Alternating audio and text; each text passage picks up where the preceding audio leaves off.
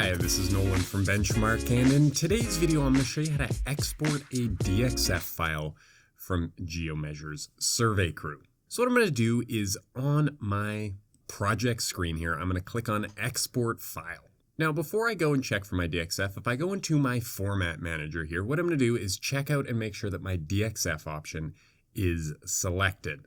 With it selected, I can now click on my File Format dropdown and locate the DXF option.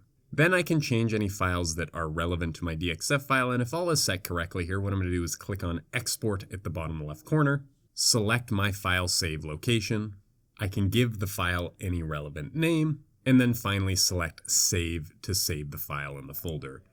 And for now, that is everything in today's video. That is how you export a DXF from Survey Crew. And if you have a moment, I'd ask you to hit the subscribe button down below. It really does help us out and helps me keep making these videos. And if you have any questions about anything you've seen in today's video or any questions about anything you've seen on our YouTube channel, give us a call at 1-888-286-3204 or visit us on the web at bench-mark.ca.